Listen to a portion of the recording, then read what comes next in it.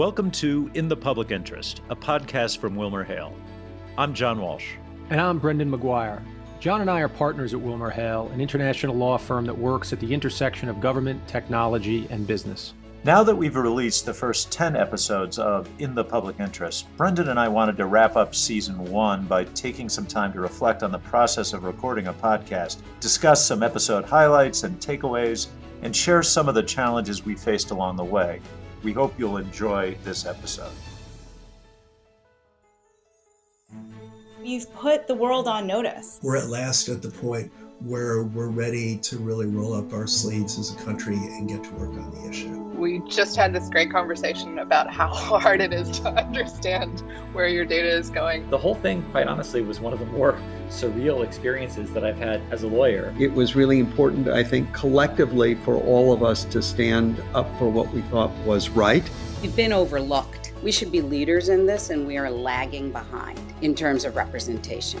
The only thing he said to the jury about why his client should be executed was, "Justice is mine." So I got in my car and I drove down to Georgia. The implications of what deepfakes could do in this already very rapidly evolving information ecosystem is a new paradigm. The parole board said, "We don't care. You spent another 19 years in prison for having the courage to not admit to a crime that you didn't commit." They couldn't even utter the things that I had done because they were so dangerous to Iran's national security. We're sick and tired of our needs as a community not being a resource priority. The George Floyd situation and the way that now we talk about it, it's giving people that room to be themselves. Well, John, we've reached the end of season 1 of In the Public Interest, which as of this time a year ago didn't have a name and didn't have any content or any guests, but it has been quite an eventful 12 months or so. We've now got a full season under our belts. I'm not sure we have any more of a clue today, or certainly I don't, than when we started as to how to do a podcast, but we have been blessed with a very strong team, and it's been a very fun ride this season. As you look back on the last 12 months or so and the way this thing started and what we wanted to accomplish, what's been the most satisfying part of it for you so far? Well, I'll just echo that the team that has supported this thing has made it possible, and that in so many ways, one of the things that surprised me the most is how much work it is to do a podcast and to really put it all together in a way that sounds good, even with great guests and great content. The most satisfying thing for me, I think, is we've been in an incredibly challenging time during the pandemic, other things that are going on in the world. And I'm reminded of that famous statement by Mr. Rogers that when bad things are happening, look for the people who are helping. There are always people helping. And over the course of this year, I've been struck through our various episodes, individual cases, important public policy issues that are underway now. We found a lot of people who are helping, and that in this challenging moment, so many of these episodes really focus on inspiring stories of lawyers and companies and individuals who are doing things to help in the midst of challenging times. And that's been incredibly satisfying to me. I couldn't agree more. I feel like there is so much more yet to be explored. When you look back on these episodes and you focus on the experiences of the WilmerHale lawyers, but also of the clients that they were serving, it's pretty extraordinary. What I found to be particularly surprising was the various individual stories, and in particular, how impressive the sort of will and the courage of so many of the clients, particularly those individual clients that we spoke to. But even when you think about some of the entity clients and their decision to put themselves out on the line on very difficult issues, whether it was going up against the U.S. government or going up against others, and the willingness to take that on and the willingness to trust a team at Wilmer to navigate them through that. And as much as you may feel like you understand the work of the firm while you're here, it pales in comparison to when you actually dig in with the folks who are doing it every day and then hearing from the clients who are really feeling its impact. The thing that jumps out at me is, as you say, the courage of the people who are diving into these things, both the lawyers and the clients who are taking on such difficult issues. You know, in our first episode is a good example of that. Mayor Lightfoot of Chicago, who is wrestling with the combination of issues of an incredible wave of public demand for police reform. But at the same time, the city of Chicago has got issues with crime that she has worked on for decades and has really devoted her life to trying to address. Yeah. To me, it's always a natural link between her and then the story of Jason Rezaian, accomplished journalist, author, now activist, who has taken on the cause of Iranian-U.S. relations in many different ways, based on his experience having been imprisoned in Iran for just doing his job as a journalist. And I thought it particularly striking when he was interviewed by our partner Dave Bowker, when he said his principal tormentor said near the date of his release that there had been 20 lawyers working to help save him. And by that point, he had no idea whether that was even remotely true. And then, in fact, when he got out and checked with the folks at WilmerHale, they actually clarified for him that it was more like 23, and he was blown away by that number. It just speaks to, I think, the complexity of some of these issues. And as we said before, the ability of some of these individuals that the firm's been able to represent to sort of push the boulder up the hill and depend on WilmerHale to help them to do it. Yeah, it's interesting. The same thing was the case when we talked about the Pepe the Frog case. Matt Fury's cartoon character, who had been basically hijacked by white supremacists and others for purposes that Fury, the creator, was totally against. And talking to our partner Louis Tompros and Stephanie Lynn, our colleague, about bringing those trademark infringement cases, it's a technical set of issues, but it goes to a set of questions that today in the 21st century we're wrestling with, which is internet memes and how those play out in the dialogue that an open and free society has got. Inspiring to see Matt Fury's willingness to take on some very high-profile people who were misusing his creation, but then also Louis and Stephanie's courage in taking on that case and pursuing it to such a great successful conclusion, ensuring that Pepe the Frog is not going to forever be a symbol of white supremacy in the United States.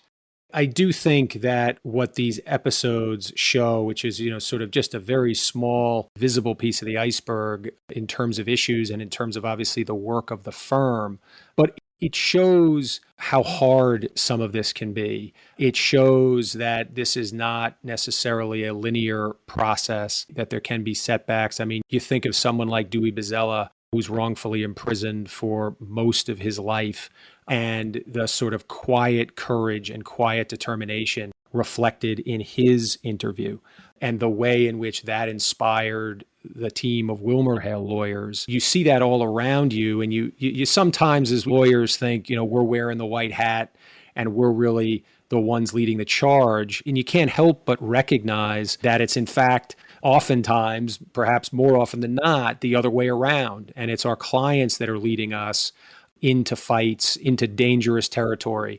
Well, I don't think there's any better example of clients leading the charge and showing that courage than the example of the Harvard-MIT case, where the president of Harvard called early in the morning to ask that a lawsuit be filed immediately to prevent foreign students essentially being prevented from continuing their education in the United States. The inspiring thing about that story is that courage of the Harvard president and the MIT president as well was matched by an extraordinary level of courage and commitment by a team of lawyers who, in 24 hours, literally put together a lawsuit and a request for an injunction to prevent the administration at that time from taking steps to exclude foreign students directly and indirectly from being able to continue their education during the pandemic. Truly an inspiring story. Yeah, absolutely. And also, John, in addition to obviously this specific cases that we highlighted, we were also able to highlight various compelling issues of the day, whether those were deep fakes, whether that was a landscape of privacy laws. Yeah, what you've just described, Brendan, is exactly that. Difficult issues where, in fact, there's being progress made, that people are working courageously to help the situation. A good example of that is the episode that we had on death penalty issues in the United States. What triggered that was a spate of executions under the last few months of the Trump administration. But the story that came out from our partner Seth Waxman and Professor Carol Steiker of Harvard Law School was that, in fact, things are moving in a very different direction overall. That both at the federal level in the United States, but also at the state level, the death penalty is getting a particularly tough scrutiny, and that the possibility of reform and possibly even abolition of the death penalty in many places around the United States is very real. Again, another example of a difficult, very challenging issue where we were able to give people who are helping and trying to address the issue a platform to discuss what the real efforts are that are underway today. Yeah, I think that's right. I also thought our last episode in particular, we didn't want to end the season without at least one episode on diversity, equity, and inclusion issues, because we wanted to show the firm's focus on this issue and our desire to partner with our clients on this issue. I think that episode reflected how, if people come together and are purposeful and thoughtful about some of these issues, you can move the needle. Could not agree more. Malini Murthy and Ajit Narang were able to give us such a compelling story of how Medtronic is trying to address diversity, equity, and inclusion, not just in the tragic years since the murder of George Floyd, but for the long run, to make sure that Medtronic's legal function is constantly informed by DEI considerations, but also how the company operates. Those are things that were inspiring, and their personal stories, as well as their story of Medtronic, really resonated with me, and it was a wonderful way to end the season. To me, that is in many ways sort of a touchstone of a number of these themes that we've been talking about in terms of complexity, courage, following clients, partnering with clients, recognizing that there's no quick solutions to a number of these issues, including obviously issues of DEI. So John, we've done a lot of patting ourselves on the back here over the last few minutes, and that's very important. And I frankly enjoy doing that, and I do it a lot, even off microphone. If we don't pat ourselves on the back, who's going to do it? That's exactly right. But let's be honest here. Our performances, I'm sure, would have won us an Emmy or a Tony or whatever the podcast equivalent is. John, any challenges that have stood out to you? Recording this podcast during a pandemic has been its own adventure. It's not like we've been sitting in radio station studios doing these recordings. We've been at home for the most part. And on the advice of more experienced people, I have my desk and the microphone surrounded by pillows and styrofoam from Amazon packing boxes and things like that, which has worked pretty well, actually. But it's caused some weird looks when my wife has walked into the room to see me surrounded by what looks like an 8-year-old's pillow fort. Right. How about you, Brendan? The biggest challenge for me is that no one really believes in my house that I'm actually doing anything that resembles a real podcast. My wife and 2 kids, I think they think that I bought myself a microphone to sort of tell jokes to myself because I've kind of lost my mind. And when I explain to them that I'm actually just setting up the interviews and that it's far more interesting people who are doing the talking, they sort of look at me like you look at your young child when you know they're talking about an imaginary friend. And so this is all sort of a figment of my imagination if you were to ask my family. And it's basically like me talking to stuffed animals in my room whenever I get lonely. When I told my kids that we're recording a podcast, the eye rolls were extreme. Let's just start with that.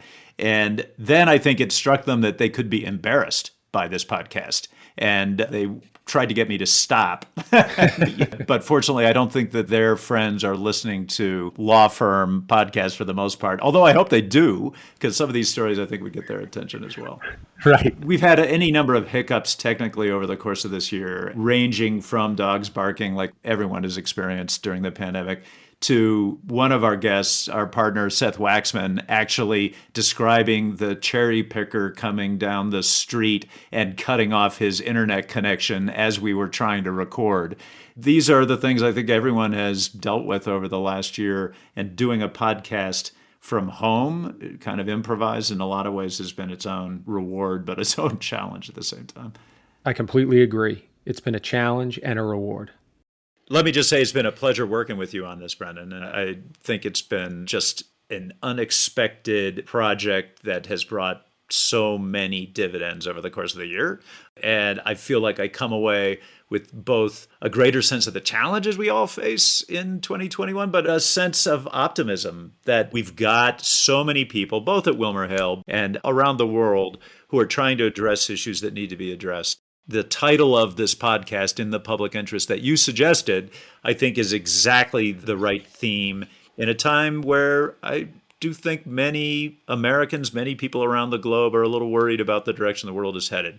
There's an opportunity to help change that narrative, that story, and I hope we can be a part of that. Couldn't agree more, John. I've really, really enjoyed it. Very much look forward to season 2. It's been a tremendous learning experience on a number of fronts, and look forward to bigger and better things as we kick off season 2 soon. And that's a wrap of season 1 of In the Public Interest. Thank you for joining us. We'll be back later this year with season 2. But in the meantime, we hope you'll listen to any season 1 episodes you may have missed. And as always, we'd appreciate it if you'd share this podcast with a friend and subscribe, rate, and review us wherever you get your podcasts. Until next time.